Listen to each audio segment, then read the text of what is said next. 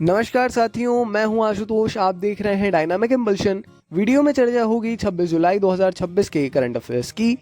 अंत तक जरूर जुड़े रहिएगा। सारी जानकारी पर्याप्त हर पर्सपेक्टिव पर जाकर आपको देने का प्रयास डायनामिक इम्पल्शन लगातार कर रहा है। रोज सुबह 6 बजे हम वीडियोस लाइव कर देते हैं, जिससे आपको आपकी सुगमता के अनुसार वीडियो समय पर मिल सके। ताज़ा खबरें, एग्जाम पॉइंट ऑफ व्यू से हर पर्सपेक्टिव तक पहुंचना और प्रॉपर निष्पक्ष निरपेक्ष जानकारी फैक्ट चेक के साथ में आप तक पहुंचाना हमारी जिम्मेदारी है। देखते हैं पहली जानकारी। ब्रिक्स शिखर सम्मेलन 2026। भारत ने प्रमुख मंत्री स्तरीय बैठकों की मेजबानी करते हुए बांग्लादेश को विशेष अतिथि के रूप में आमंत्रित किया। एक महत्वपूर्ण कदम उठाते हुए प्रधानमंत्री नरेंद्र मोदी ने बांग्लादेश के प्रधानमंत्री तारिक रहमान को शिखर सम्मेलन में विशेष अतिथि के रूप में भाग लेने के लिए आमंत्रित किया है। ये कदम क्षेत्र के साथ साथ वैश्विक दक्षिण के साथ अपनी साझेदारी को मजबूत करने के भारत के प्रयासों को दर्शाता है। इसके अतिरिक्त भारत ब्रिक्स 2026 की अध्यक्षता में विभिन्न मंत्री स्तरीय बैठकें आयोजित कर रहा है, जिनमें स्वास्थ्य सहयोग और आपदा जोखिम न्यूनीकरण जैसे महत्वपूर्ण पहलुओं पर चर्चा की जा रही है। ये बैठकें शिखर सम्मेलन का एजेंडा तय करने में सहायक होंगी। बांग्लादेश को ब्रिक्स सम्मेलन 2026 के लिए अतिथि के रूप में आमंत्रित किया गया है ना। जैसा मैंने बताया, ये 17 से 19 सितंबर 2026 में नई दिल्ली में आयोजित होगा, है ना, ये जो ब्रिक्स शिखर सम्मेलन है। तो एक बड़ी बात है, इसका सीधा मतलब है कि ब्रिक्स की मेज़बानी इस बार भारत कर रहा है। अपने आप में ज़रूरी हो जाता है इसके बारे में जानना, है ना। हमने आपको जानकारी इसकी दे दी है। चलिए जी, बढ़ते हैं आगे अगली जानकारी की ओर। HCL टेक, हमारा जो HCL टेक है, ये कंपनी है, इसने ये टेक्नोलॉजिकल कंपनी है। इसने 15,000 करोड़ रुपए के सरकारी AI निवेश के लिए ओडिशा में पहला AI डाटा सेंटर स्थापित करने की घोषणा की है, करेगी। ओडिशा राज्य सरकार की HCL टेक्नोलॉजीज ने भुवनेश्वर में एक AI अनुकूलित डेटा सेंटर और एक वैश्विक प्रौद्योगिकी केंद्र स्थापित करने की अपनी योजना का अनावरण किया है। ये परियोजना सर्वम AI और ओडिशा सरकार के सहयोग से विकसित की गई है और इसकी अनुमानित लागत 15,000 करोड़ रुपए है। ये पहल जल्दी ही स्थापित होने वाले ओडिशा सॉवरेन AI पार्क में शुरू की जाएगी और इसका उद्देश्य सरकारी संगठनों, उद्यमों, अनुसंधान संस्थानों और स्टार्टअप्स के लिए अत्यधिक सुरक्षित, स्केलेबल और स्वदेशी डिजिटल अवसंरचना प्रदान करके राष्ट्र के लिए स्वतंत्र AI क्षमताओं के विकास को सुगम बनाना है। HCL टेक ने भारत में AI इंफ्रास्ट्रक्चर उद्योग के कंपनी के प्रवेश का प्रतिनिधित्व करते हुए पहले AI डेटा सेंटर की घोषणा की है। बढ़ते हैं आगे अगली जानकारी की ओर। नीट यूजी विवाद के चलते, ये बहुत बड़ी न्यूज़ है, बहुत बड़ी न्यूज़ है। नीट यूजी विवाद के चलते धर्मेंद्र प्रधान ने शिक्षा मंत्री पद से इस्तीफा दे दिया है। केंद्रीय मंत्री धर्मेंद्र प्रधान ने नीट यूजी परीक्षा घोटाले, जो पेपर लीक था, लंबे समय से कॉकरोच जनता पार्टी से लेके पूरे राष्ट्र में अलग अलग राष्ट्रव्यापी आंदोलन चलाए जा रहे थे। अब इसमें कथित अनियमितताओं को लेकर हफ्तों से चल रहे विरोध प्रदर्शनों के बाद धर्मेंद्र प्रधान ने अपने पद से इस्तीफा दे दिया। छात्रों और प्रदर्शनकारी संगठनों द्वारा परीक्षा में पारदर्शिता और निष्पक्षता से जुड़े मुद्दों को स्पष्ट करने की बढ़ती मांगों के मद्देनजर उन्होंने इस्तीफा दिया है ना।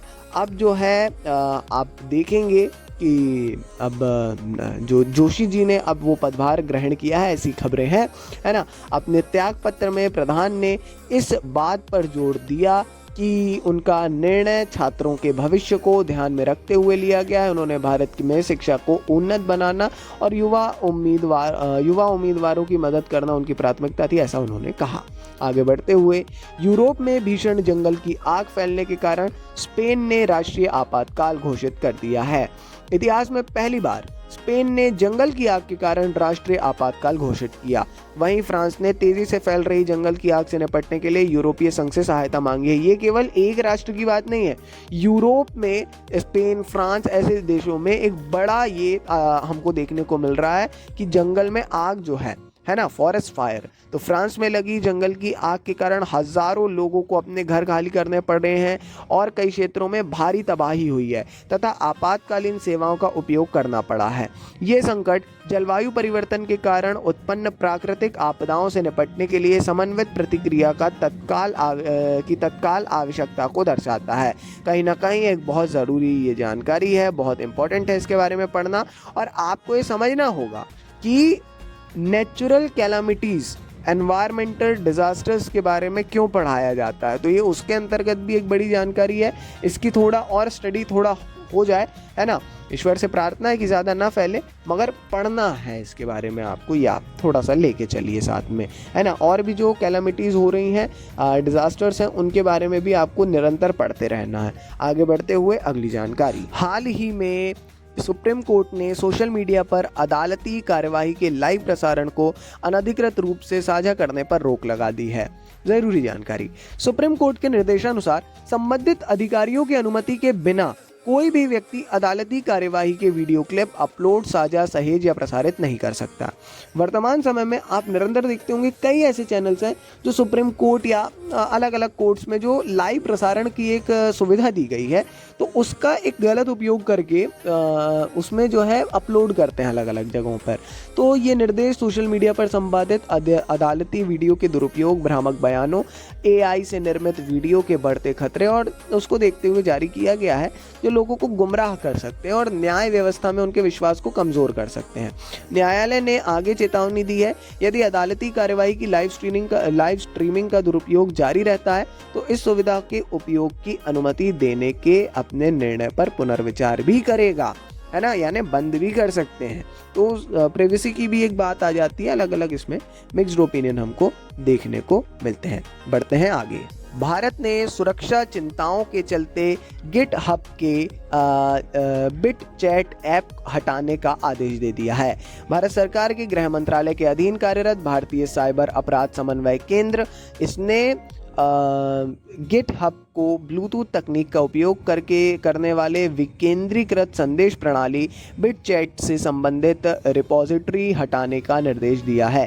ये एक ऐसा ऐप है जिसमें अगर सरकार या कोई भी मतलब नेटवर्क बंद कर दे, इंटरनेट बंद कर दे, तो ब्लूटूथ के माध्यम से संदेश दिए जा सकते हैं। तो ये 23 जुलाई को एक आदेश जारी किया गया जिसमें बिटचैट के संस्थापक और हाल तक ट्विटर के CEO रहे जैक डॉर्सी द्वारा सार्वजनिक किया गया इसको, कि ये निर्णय जो है राष्ट्रीय सुरक्षा और संभावित आपराधिक गतिविधियों की चिंताओं, विशेष रूप से कानून प्रवर्तन एजेंसियों द्वारा इस प्रकार की प्रणालियों को नियंत्रित करने के कार्य को ध्यान में रखते हुए लिया गया है। तो एक बड़ी जानकारी है, इंपॉर्टेंट जानकारी है, समझना होगा इसको, है ना। इसमें मिक्स्ड ओपिनियन आ रहे हैं, मिक्स्ड क्या, बहुत विरोध का सामना इस आदेश को करना पड़ा है, तो ज़रूरी है इसके बारे में आपका जानना। बाकी ये थी आज के इस वीडियो की अंतिम जानकारी। अपन मिलेंगे कल ऐसी ढेर सारी जानकारियों के साथ। सपोर्ट अपना बनाए रखिए, निरंतर ही सपोर्ट करते रहिए। वीडियो अच्छा लगा हो तो लाइक करिए, चैनल पर नए हैं सब्सक्राइब करिए। अपन मिलते हैं कल सुबह 6 बजे ऐसी ढेर सारी जानकारी के साथ। नमस्ते जी, डायनामिक इंपल्शन।